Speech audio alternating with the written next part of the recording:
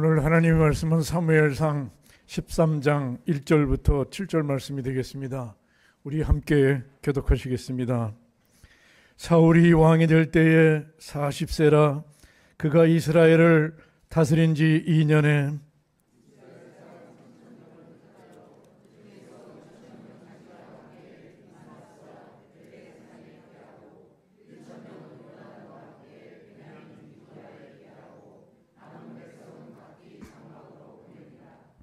요나단이 게바에 있는 블레셋 사람의 수비대를 치매 블레셋 사람이 이를 들은지라 사울이 온 땅에 나팔을 불어 이르되 히브리 사람들은 들으라 하니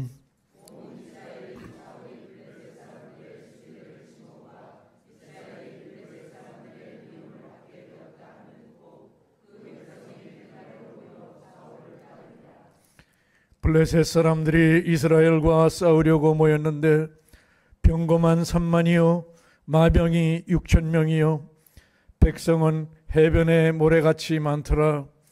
그들이 올라와 베다웬 동쪽 믹마스에 진침해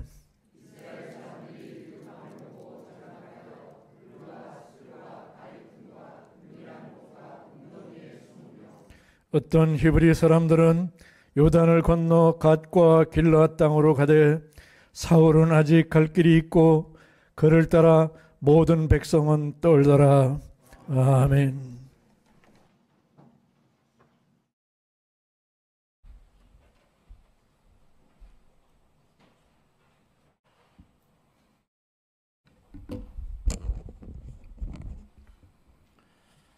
전능하신 아버지 하나님 감사합니다.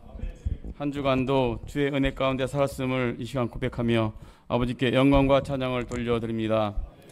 심령이 가난한 자, 애통한 자, 온유한 자, 의에 주려고 목마른 자, 긍휼히 여긴 자, 마음이 청결한 자, 화평케 하는 자, 의를 위하여 박해를 받는 자는 복이 있다 하신 주님, 1만 나라테의 빛을 탕감받은 우리인데 세상의 빛과 소금의 역할을 감당하지 못하고 우리의 이웃을 내 몸과 같이 사랑하신 주님, 그 이웃을 우리가 돌보지 못함을 용서하여 주시옵소서.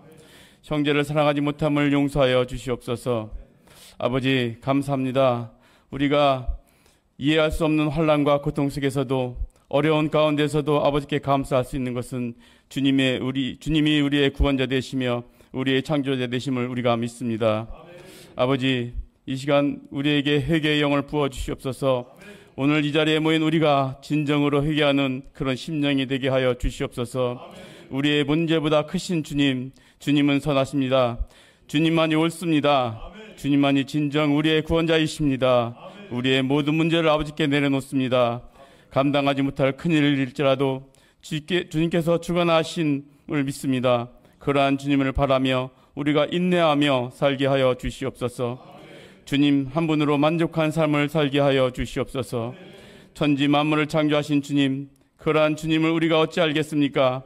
주님의 선하신 뜻을 우리가 어떻게 알겠습니까? 주여 불쌍히 여겨 주시옵소서. 긍휼히 여겨 주시옵소서. 깨닫는 은혜를 부어 주시옵소서. 우리의 얄팍한 지식을 믿지 말고 주님을 전적으로 신뢰하며 의지하는 그러한 심령이 되게 하여 주시옵소서. 아버지 하진을 위해 기도합니다. 아버지 어린 심령 주님 불쌍히 여겨주시고 병마와 싸우고 있는 가운데 지치지 않고 승리하는 우리 하진이 되게 도와주시옵소서. 치료의 영을 부어주시오. 속히 회복될 수 있도록 아버지 함께하여 주시옵소서. 모든 순간순간 주님께 감사하며 기도하는 우리 하진이 되게 인도하여 주시옵소서. 간호하고 있는 사모님께도 평강의 은혜를 부어주시옵소서. 모든 것에 감사하며 기쁨으로 아버지께 영광 돌리는 그런 삶을 살게 하여 주시옵소서. 축복하여 주시옵소서. 주님 단위에 세워주신 우리 목사님 영육간에 강건케 하시며 어떠한 상황에서도 지치지 않도록 도와주시옵소서. 은혜 위에 은혜를 더하여 주시옵소서. 오늘 준비하신 말씀 선포될 때 우리 모두 아멘으로 화답하며 주님께 영광 돌리게 하여 주시옵소서. 이 시간 함께하지 못한 우리 성도들 어느 곳에 있든지 이 시간을 기억하게 하시고 동일한 은혜로 함께하여 주시옵소서. 우리를 죄와 사망 가운데서 구원하여 주신 나사렛 예수님 이름으로 기도드리옵나이다. 아멘.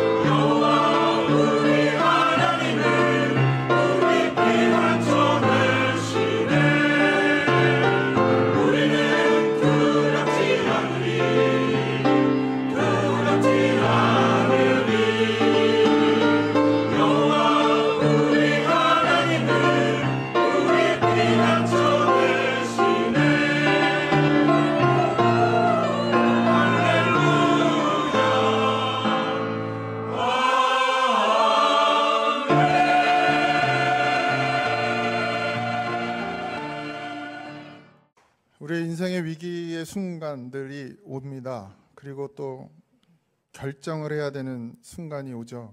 그때 아마 우리의 진짜 믿음이 뭔지가 드러난다라는 생각이 듭니다. 하나님을 믿는다고들 우리 말하고, 하나님이 전부라고들 말하고, 하나님만 사랑한다고 말하지만 위기가 왔을 때, 정말 감당할 수 없는 그런 위기가 왔을 때 우리가 누구를 의지하는지 그때 드러나게 됩니다. 오늘 본문의 사울 왕은 왕이 된 지 2년 정도가 됐을 때 절체절명의 위기의 앞에서 하나님이 아닌 사람을 의지하고 결국 하나님의 명령 말씀을 어기고 하나님을 믿지 않는 모습을 드러내는 것을 봅니다. 우리가 오늘 말씀을 통해서 과연 우리는 그런 상황 가운데 정말 하나님 한 분만 바라고 오직 믿음으로 설 수 있는지 다시금 나를 돌아보고 다시 한번 결단하는 그런 시간이 되길 주님으로 축복합니다. 사무엘상 12장 20절에서 25절에 보면 사무엘이 백성에게 이르되 두려워하지 말라. 너희가 과연 이 모든 악을 행하였으나 여호와를 따르는 데에서 돌아서지 말고 오직 너희의 마음을 다하여 여호와를 섬기라. 돌아서서 유익하게도 못하며 구원하지도 못하는 헛된 것을 따르지 말라. 그들은 헛되니라. 여호와께서는 너희를 자기 백성으로 삼으신 것을 기뻐하셨으므로 여호와께서 그의 크신 이름을 위하여서라도 자기 백성을 버리지 아니할 것이요 나는 너희를 위하여 기도하기를 쉬는 죄를 여호와 앞에 결단코 범하지 아니하고 선하고 의로운 길을 너희에게 가르칠 것인즉 너희는 여호와께서 너희를 위하여 행하신 그 큰 일을 생각하여 오직 그를 경외하며 너희의 마음을 다하여 진실이 섬기라. 만일 너희가 여전히 악을 행하면 너희와 너희 왕이 다 멸망하리라. 이것이 사무엘이 하나님께로부터 들은 말씀을 선포하는 내용입니다. 이스라엘 백성들이 가나안 땅에 들어와서 그냥 편안히 살면 좋겠는데 여기저기 이웃들의 공격을 받게 되죠. 위협을 느끼게 됩니다. 그래서 가만히 보니까 다른 나라들은 왕이 있고 어떤 그 왕을 통해서 나라가 부강해지는 것처럼 보이는 거예요. 그러니까 왕을 세워달라고 합니다. 사무엘이 화가 났죠. 그렇지만 하나님께 가서 기도했더니 하나님께서 그들이 나를 왕으로 여기지 않고, 이 대목이 중요합니다. 이스라엘에게는 왕이 필요 없죠. 하나님이 왕 되시니까요. 우리에게도 다른 주인이 필요 없습니다. 주님이 우리의 주인 되어 주시니까요.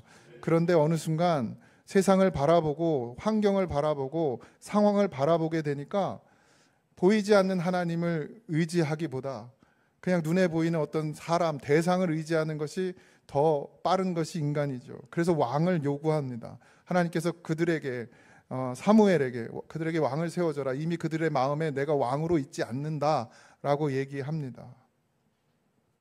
그러고 나서 이 말씀이 이스라엘에게 선포되어집니다. 이스라엘의 악은 뭔가요? 그들의 모든 악이라는데 악은 뭔가요? 하나님을 의지하지 않는 마음이 악입니다. 하나님을 나의 주로 섬기지 않는 것이 악이죠. 그래서 여호와를 따르는 데서 돌아서지 말고 이렇게 합니다.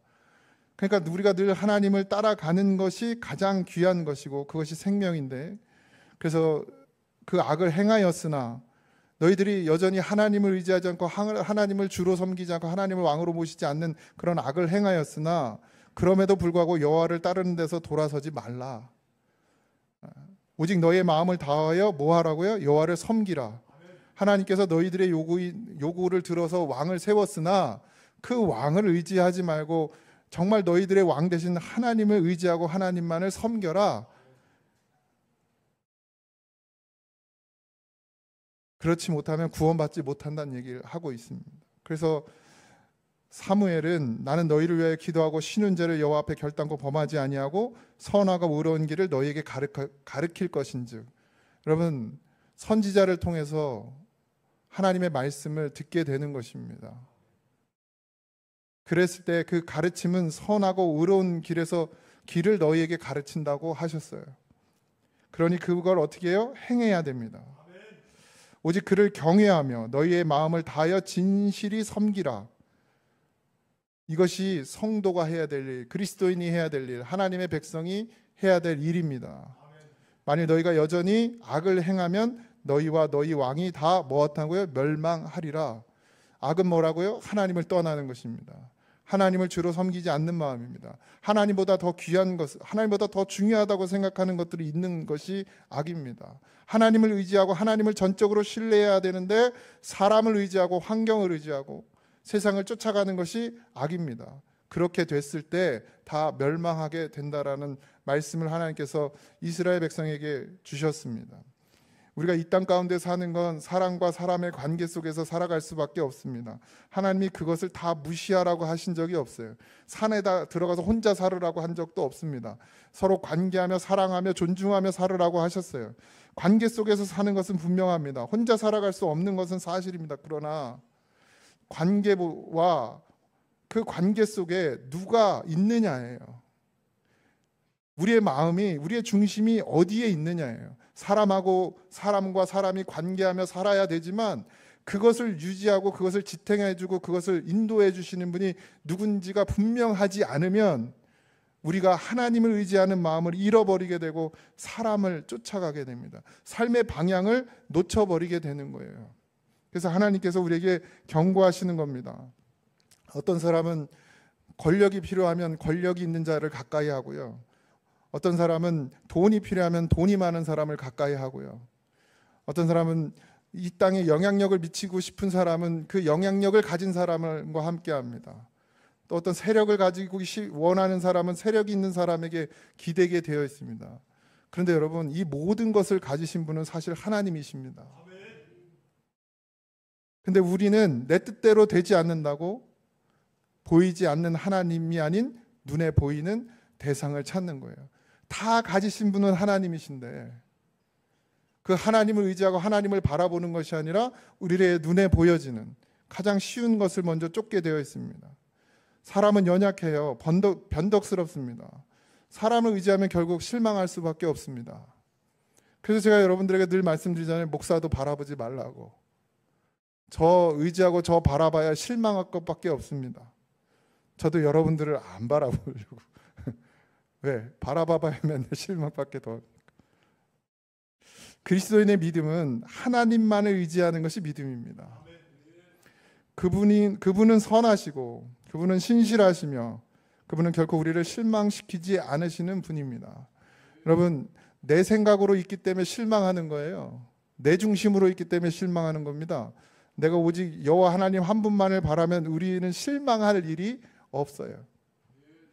하나님은 사람을 의지하지 말고 하나님을 의지하라고 합니다. 아무리 너희들이 왕을 원하고 그래서 세웠지만 그 왕이 이 나라를 다스리는 것이 아니라 너희를 다스려주는 것이 아니라 하나님께서 이 나라를 다스리고 너희를 다스리는 것이라는 것을 잊지 않기를 바라셨습니다.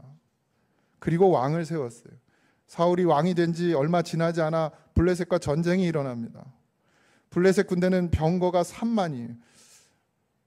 마병이 6천, 군사도 바닷가의 모래처럼 많다고 했습니다. 반면 이스라엘 군대는 어떻게 됐죠? 겁에 질렸어요. 그래서 산과 수풀과 바위 틈과 굴속과 다른 동네로 도망을 가기에 바쁩니다. 이때 사무엘이, 이런 상황 가운데 사무엘이 사울에게 이런 말을 해요.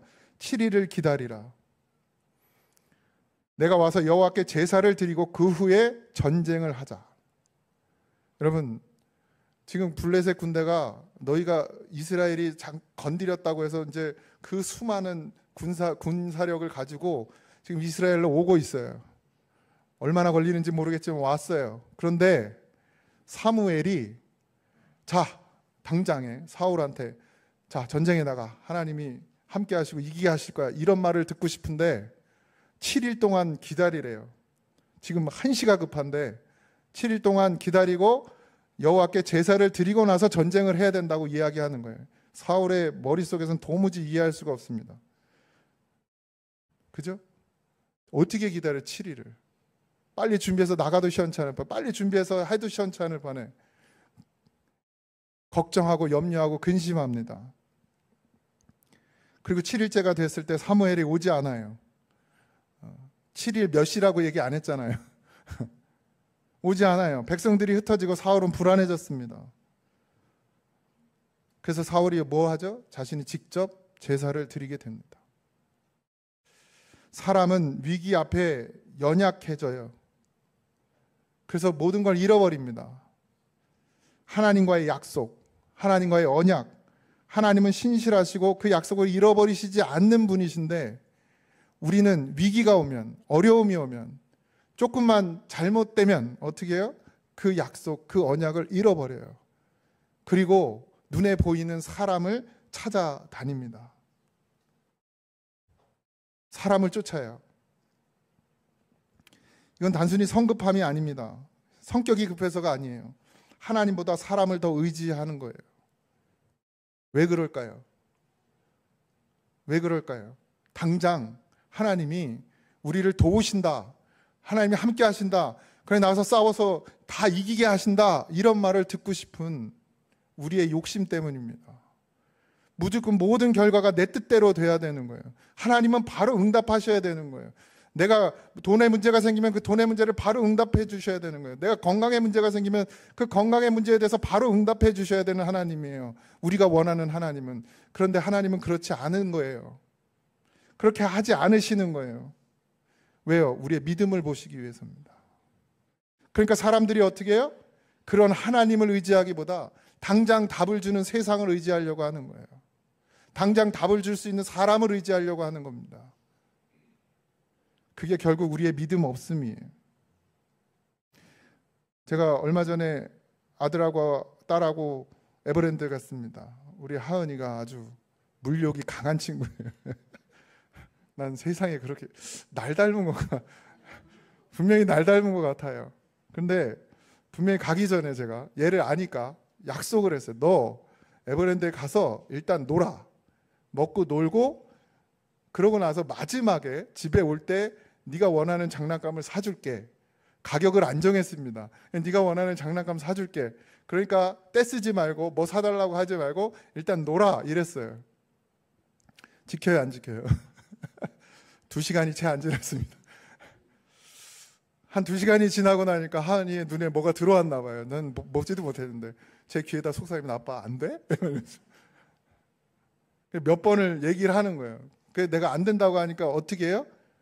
삐져요. 인상 써요. 나중엔 울어요. 짜증내요. 여러분, 하나님 앞에 우리의 모습이 그렇지 않습니까? 내 뜻대로 돼야 되고 내 생각대로 돼야 되고, 그러니까 성급해지고 조급해지고, 그건 내 성격이 아니라 내 믿음 없음이에요. 그냥 자신의 눈으로 보여지는 상황과 환경이 먼저 보이는 거예요. 그러니까 불안해지죠. 그래도 우리는 뭐예요? 믿음이어야 해요. 하나님께 물어야 돼요. 하나님의 응답을 들어야 됩니다. 기다리라고 하면 기다려야 되고, 가라고 하면 가야 하고, 서라고 하면 서야 하고. 그게 우리예요. 그게 그리스도인입니다. 그게 성도예요. 근데 우리가 우리의 삶에서 그렇게 하고 있습니까? 눈앞에 보이는 현실이 크면 클수록 하나님의 말씀이 작아지는 거예요. 하나님은 작으신 분이 아닌데, 하나님은 모든 것을 가지신 하나님이신데, 우리의 생각에 내 현실이 너무, 상황이 너무 극박하고 너무 위험하고 너무 어려움이 크니까 하나님이 보이지 않는 거예요.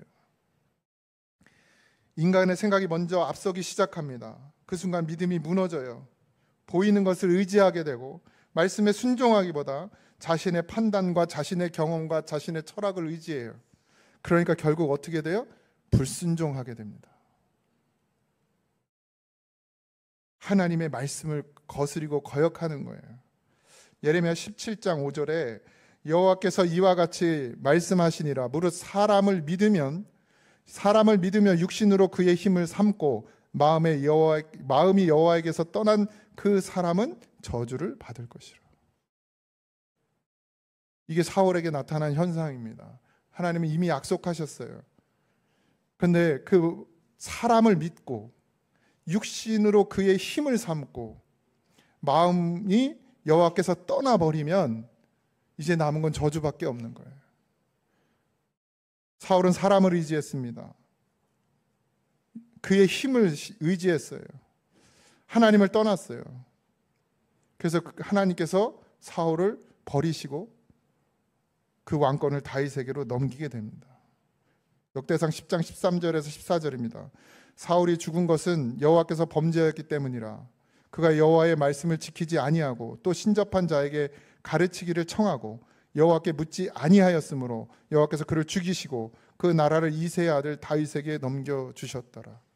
여러분, 그냥 한순간에 일어난 일이 아니라 사울이 집권하고 사울이 죽기까지 계속해서 일어났던 일이 뭐예요? 여호와께 범죄하고 여호와의 말씀을 지키지 아니하고 세상을 의지하고 여호와께 묻지 아니하고 기도하지 아니하고. 여러분, 이게 불순종입니다. 여호와의 말씀을 지켜야 합니다. 그리고 세상을 의지하지 않고 하나님을 의지해야 됩니다. 그래서 우리가 뭐 하죠? 기도합니다. 우리가 하나님을 의지하는 방법이 뭐밖에 없어요? 기도밖에 없어요.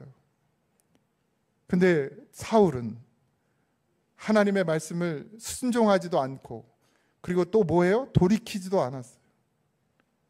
하나님 우리에게 늘 기회를 주십니다. 네가 그렇게 가는 것이 잘못된 길이라고, 사람을 의지하는 것이 잘못된 것이라고, 오직 나만 의지하고 나만 바라봐야 한다고 그렇게 말씀하시는데, 그러면 돌이키면 되는데, 맞아요 주님, 하나님만 의지하면 돼요. 하나님만 바라보면 돼요. 하나님은 선하시니까요. 하나님은 공의로우시니까요. 하나님 우리를 사랑하시니까요. 그러고 돌이키면 되는데 사울이 그걸 못하는 거예요. 사울과 다윗의 차이가 뭐죠? 다윗은 오로지 거룩했나요? 사울도 죄가 있었고 다윗도 죄가 있었습니다. 근데 사울은 돌이키지 않았고 다윗은 돌이켰어요. 사무엘이 옆에 있었습니다. 그 훌륭한 선지자가 옆에 있었어요. 근데 사울에게 아무 말도 하지 않았을까요? 사울은 분명히 얘기했을 것입니다. 그렇게 하면 안 된다고, 회개하고 돌이키라고, 그리고 하나님의 말씀에 순종하라고 얘기했을 것입니다. 그런데 사울은 그 말을 듣지 않았어요. 근데 다윗은 어떻게 했습니까? 나단 선지자의 말 한마디에 그가 바로 하나님 앞에 엎드려 회개합니다. 이게 믿음의 사람과 믿지 않는 사람의 차이예요. 둘 다 죄를 범합니다. 우리는 실수해요. 우리는 넘어져요. 우리는 하나님보다 세상을 더 사랑할 수밖에 없는 그런 몸을 가졌습니다. 그럼에도 불구하고 하나님께서 우리에게 말씀하실 때에 그 말씀을 듣고 누가 하나님 앞에 엎드리고 그 죄에서 돌이켜서 하나님의 말씀에 순종하며 살아가느냐, 하나님은 그걸 보십니다. 그게 하나님을 의지하는 믿음이죠. 하나님을 의지하는 사람은 복을 받습니다. 복 좋아하시잖아요. 복. 예레미야 17장 7절에서 8절입니다. 그러나 무릇 여호와를 의지하며 여호와를 의뢰하는 그 사람은 복을 받을 것이라. 그는 물가에 심어진 나무가 그 뿌리를 강변에 뻗치고 더위가 올지라도 두려워하지 아니하며 그 앞에 청청하며 가무는 해에도 걱정이 없고 결실이 그치지 아니함 같으리라. 여러분, 여호와를 의지하며 여호와를 의뢰하는 사람, 하나님의 말씀에 순종하고 하나님께 기도하는 사람, 그 사람이 복이 있다는 거예요.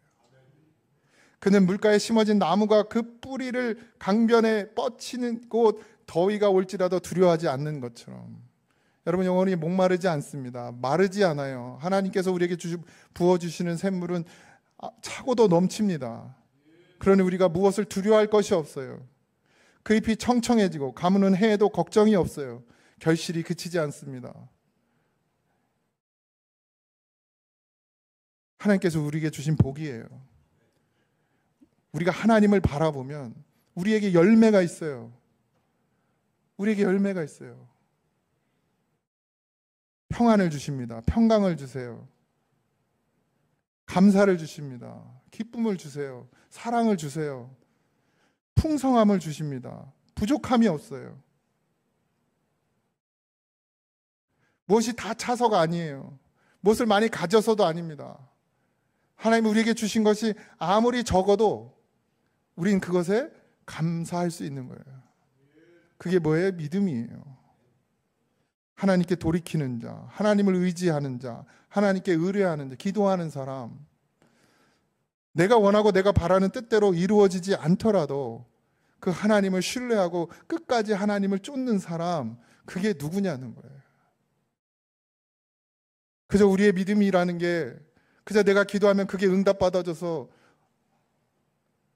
물질의 문제가 해결되고 건강의 문제가 해결되고 자녀의 문제가 해결되고 그게 복이고 그게 기도가 되고 여러분, 하나님을 우리의 도구로 삼지 마세요, 제발. 우리가 하나님의 도구입니다. 하나님 우리를 사용하시길 원하세요. 하나님을 우리가 사용하는 게 아닙니다. 하나님이 우리를 사용하셔야 합니다. 그럴 때 하나님을 의지하는 자는 환경에 흔들리지 않는 거예요. 위기 앞에서도 두려워하지 않는 겁니다. 그 삶이 항상 어떻게 해요? 풍성해요. 제가 늘 말씀드리잖아요. 간장에다 밥을 비벼 먹어도 감사할 수 있어야 된다. 여러분, 간장에다 밥을 비벼 먹어도 감사한 사람은 풍성할 수밖에 없어요. 아무리 많이 가졌어도 메마른 사람은 풍성할 수가 없습니다. 우리 하진이 태명이 풍성이었어. 우리 하은이는 풍순이었고 이름을 잘못 적은 것 같아요. 푼수가 된 것 같아요. 푼수. 풍성이었어요. 그건 뭐 물질의 풍요를 누리라고 한 것도 아니고 건강의 풍요를 누리라고 한 것도 아니고 이 세상에서 잘 먹고 잘나라고 그렇게 풍성이라고 진 것이 아니었습니다. 그냥 하진이의 마음속에 하나님의 은혜가 풍성하길 바랬어요. 근데 여러분, 그 기도의 제목이 지금 이루어지고 있는 거예요. 사람들이 볼 때는 안 된 일이고 저주라도 받은 것 같고 참 재수 없는 것 같고, 아니요, 지금 우리 가정은 살아나고 있습니다. 상황이 이렇게 되니 감사하지 못할 게 없어요. 얼마나 교만했는지 모릅니다. 많은 걸 누리면서 감사할 줄 몰랐어요. 가진 것이 이렇게 많은 줄 몰랐습니다. 근데 하나님이 내가 가장 사랑하는 아들을 치시니까 감사할 게 너무 많은 거예요. 그리고 우리의 입술에서 하나님이 떠나지 않아요.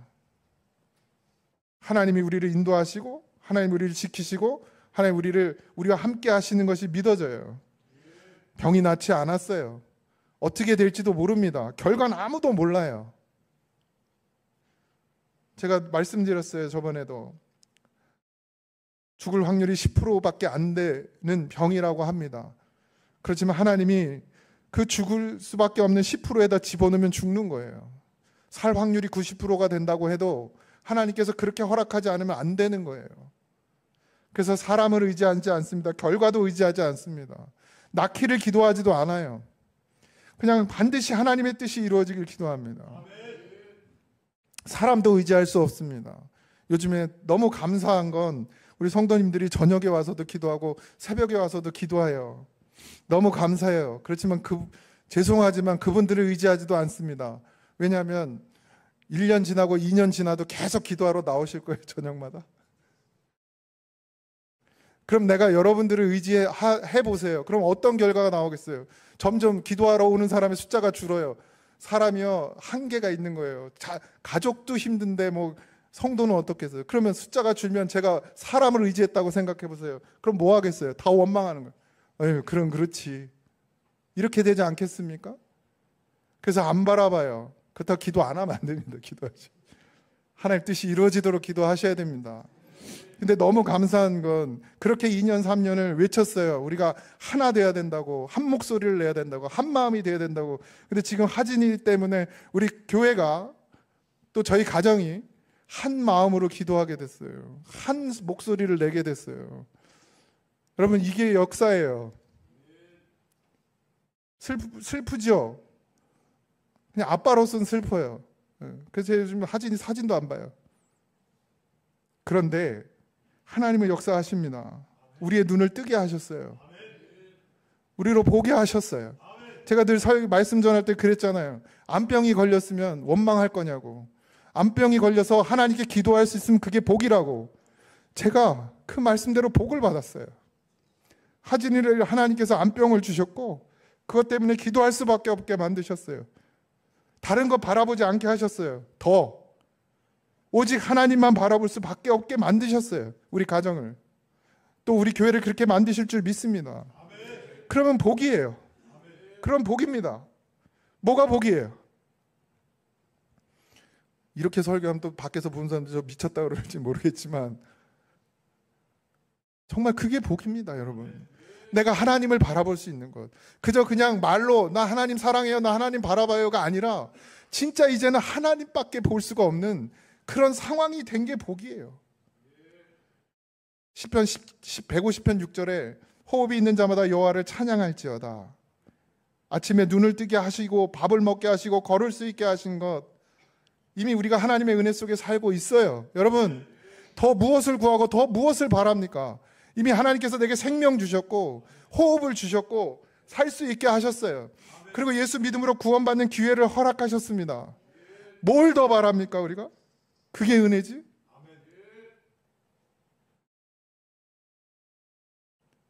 무엇을 먹어도 괜찮고 아무것도 가진 거 없어도 괜찮아요. 내 안에 하나님 계시면 그게 감사예요. 그게 복이에요. 그래서 잠언 3장 6절에 너는 범사의 그를 인정하라. 그리하면 내 길을 지도하시리라. 여러분, 하나님을 인정하십시오. 그렇게 됐어요. 하나님이 전부라고 인정이 돼요. 그러면 하나님이 우리의 길을 인도하십니다. 그래서 데살로니가 5장 18절 범사에 감사하라. 이것이 그리스도 예수 안에서 너희를 향하신 하나님의 뜻이니라. 범사는 뭡니까? 잘 될 때입니까? 무엇이 다 이루어질 때입니까? 범사는 항상이에요. 매 순간 감사하라. 지금의 이런 일이 원망할 일입니까? 불평할 일입니까? 아니요. 감사할 일입니다. 좋은 일이 일어나도 감사하지만 우리가 원하지 않는 일이 일어나도 감사하는 거예요. 이것이 예수님이 우리를 향한 뜻이라는 거예요. 하나님의 뜻이라는 거예요. 감사는 하나님을 인정하는 믿음의 표현입니다. 여러분, 감사가 떠나지 않길 소망합니다. 감사할 줄 아는 사람은 하나님을 의지하게 돼요. 하나님은 그런 자에게 복을 주십니다. 오늘 하루 내게 생명 주신 것, 오늘 하루를 살며 하나님 의지하고 더 하나님께로 가까이 나갈 수 있는 이 시간 주신 것, 그것만으로도 감사해요. 사랑하는 성도 여러분, 우리의 삶에도 사울과 같은 상황이 올 때가 있습니다. 다 있어요. 저만 힘들겠습니까? 다 힘들지, 사는 게. 기도의 응답이 늦어지는 것 같고, 눈앞에 문제가 너무 크게 다가오고, 하나님 내 기도를 들어주지 않는 것 같고, 막 주변의 사람들은 나를 버리고 떠나가고, 마음이 불안해지고, 그럴 때 우리는 누구를 의지합니까? 그럴 때 우리가 하나님 의지합니다. 지금 우리에게 우상은 금송아지가 아니잖아요. 여러분들 집에 금송아지 있어요? 그거 놓고 절하는 사람 있습니까? 우리에게 우상은 세상을 사랑하는 것입니다. 세상의 조건을 따라가는 거예요. 나의 능력과 나의 경험과 나의 지혜를 의지하는 겁니다. 이 모든 것이 하나님보다 앞서면 그것이 바로 우상이 됩니다. 제가 새벽에 기도하면서 그랬어요. 하나님, 내가 하나님보다 아들을 더 사랑했다고. 저는 늘 설교 시간에 나는 하나님을 더 사랑한다고 하진이한테도 늘 나는 너가 1번이 아니고 하나님이 1번이야. 미안하지만 그게 목사야, 그게 그리스도인이야 라고 가르쳤어요. 근데 여전히 제 마음 중심에 하진이가 1번이었어요. 그걸 깨닫게 하셨어요. 뭐 하진이를 버린다는 얘기도 아니고 하진이를 그냥 방임한다는 얘기가 아닙니다. 하나님은 그것조차도, 우리의 마음에 하나님이 1순위 되지 않는 것조차도 깨닫게 하시는 거예요. 왜요? 그러면 하진이를 1순위를 세우는 순간 저는 이제 뭐예요? 하진이를 위해서 하는 거예요. 내 모든 걸 하진이를 위해서 맞추는 거예요. 그럼 이제 장로님들한테 이제 하진이 좋은 학원 보내려면 어떻게 해요? 사례비 올려주세요. 이래야 되는 거예요. 그건 목사가 아닙니다, 여러분. 그래서 하나님이 1순위 되게 하시려고 저에게는, 개인적으로 저에게는 믿음은 하나님의 계획표대로 하나님의 때를 따라서 되어지는 것을 신뢰하는 게 믿음입니다, 여러분. 내 계획표대로 내 때대로 내가 원하는 때에 되어지는 건 그건 믿음이 아니에요. 반드시 믿음은 하나님의 계획과 하나님의 뜻과 하나님의 때에 이루어지는 것, 그것을 신뢰하는 것, 그리고 그걸 기다리고 오래 참는 것, 그게 믿음입니다. 믿음은 눈에 보이지 않아도 하나님이 하실 것을 믿고 따라가는 것, 그게 믿음이죠. 하나님 오늘도 믿음의 사람을 찾고 계십니다. 하나님만을 전적으로 신뢰하며 나아가는 사람, 우리의 삶 가운데 하나님을 100% 신뢰하고 나아가는 사람, 하나님 그 사람을 통해서 일하십니다. 하나님은 하나님의 선하심을 인정하고 그 길을 걸어가는 그런 성도의 믿음의 행전을 지금도 쓰고 계십니다. 우리 교회가, 우리 성도님들이 그런 믿음의 행전에 기록되어지는 그런 성도가, 그리스도인이 되어지기를 주님의 이름으로 축복합니다. 사랑하는 성도 여러분, 오늘 우리가 삶 속에서 선택해야 되는 것은 사울처럼 상황과 환경과 무엇을, 사람을 의지하는 그런 선택을 하는 것이 아니라 끝까지 어떠한 상황이 온다 할지라도 하나님만을 신뢰하는 것, 그게 믿음의 길인 줄 믿습니다. 우리가 오늘 다 같이 우리의 중심에서 고백했으면 좋겠어요. 주님, 저는 연약합니다. 그래서 늘 넘어집니다. 그러나 다시 일어나 주님을 의지합니다. 눈에 보이지 않고 손에 잡히지 않아도 선하신 하나님만을 붙들겠습니다. 그 고백 위에 하나님께서 우리와 함께 하시고, 하나님을 그 고백 위에서 우리를 교회되게 하시고, 우리를 생명의 길로 인도해 주시며 복된 열매를 맺게 하실 줄 믿습니다. 우리 찬양합시다.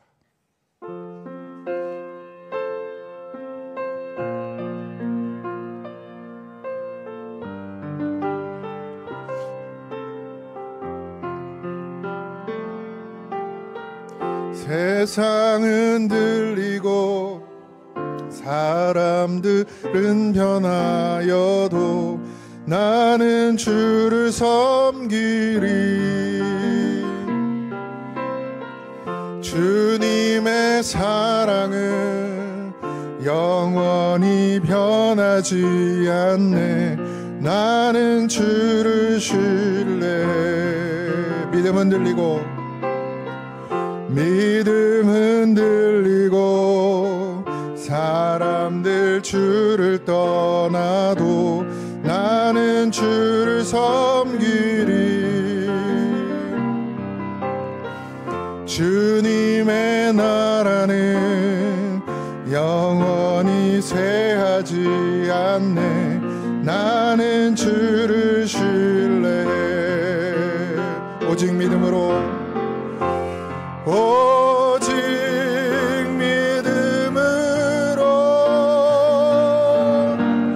믿음으로 내가 살리라. 오직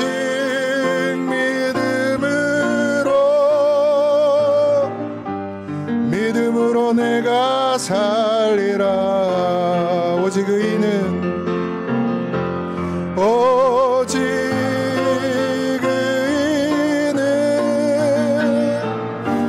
믿음으로 말미암아 살리라. 오직 의인은 믿음으로 말미암아 살리라. 말만 오직 믿음이 되지 말게 하시고 우리의 삶이 오직 믿음이 되게 하여 주시옵소서. 우리의 눈이 자꾸 세상으로 돌아가지 아니하도록 하나님, 우리를 강하고 담대한 주님의 그 성품을 닮은 성도들이 되게 하여 주시옵시고, 그래서 어떠한 상황 가운데서도 오직 하나님 한 분만을 바라보는 믿음이 되게 하여 주시옵소서. 하나님은 우리를 쉴만한 물가로 푸른 초장으로 인도하여 주시는 하나님이신 줄 믿습니다. 그것은 환경과 상황이 아닙니다. 어디에 있어도 그것이 푸른 초장이 되고 그것이 쉴만한 물가가 되는 것은 내가 하나님과 함께 하기 때문임을 믿습니다. 그러니 우리를 인도하여 주시옵소서. 그런 믿음의 세계로 우리를 하나님 인도하여 주셔서 하나님 주의 성령이 우리를 지혜롭게 하시고 무엇을 구하고 무엇을 찾아야 하며 무엇을 쫓아야 하는지 분명히 알게 하여 주시옵소서. 이제는 우리 주 예수 그리스도의 은혜와 하나님 아버지 크신 사랑하심과 성령님의 감화 감동 역사하심이 오직 믿음으로 살기를 소망하고 갈망하는 사랑하는 성도들 위해 이제부터 영원토록 함께 하시기를 간절히 축원하옵나이다. 아멘.